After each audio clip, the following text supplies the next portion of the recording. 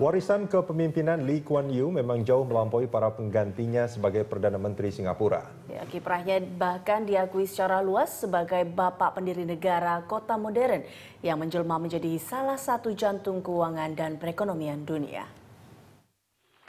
Lee lahir dari keluarga Hakka Tiongkok tahun 1923 ketika Singapura menjadi bagian dari Kerajaan Inggris Malaysia.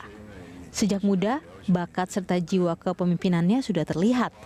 Dikenal sebagai salah satu mahasiswa berprestasi di seluruh negeri, mendorong Lee melanjutkan studi hukum di Universitas Cambridge.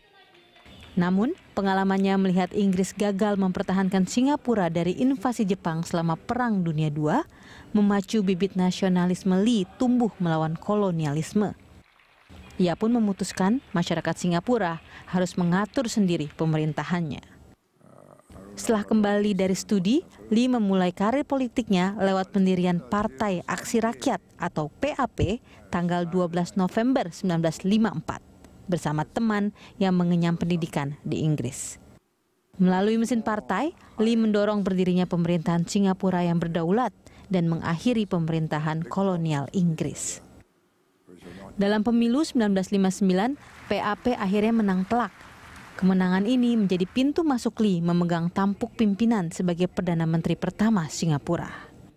Pada tahun 1963, Singapura bergabung dengan Federasi Malaysia yang baru. Namun perserikatan ini hanya bertahan kurang dari 2 tahun. Hingga akhirnya Lee secara resmi mengumumkan kemerdekaan Singapura tahun 1965. Dia pun kemudian mencari pengakuan internasional. Sebulan kemudian, Singapura bergabung dengan PBB dan ikut mendirikan Perhimpunan Bangsa-Bangsa Asia Tenggara (ASEAN) 2 tahun kemudian. Lee juga dikenal bersahabat erat dengan mantan Presiden Indonesia Soeharto. Kedua tokoh ini dikenal sebagai sosok terdepan pembendung ideologis komunis di wilayah Asia.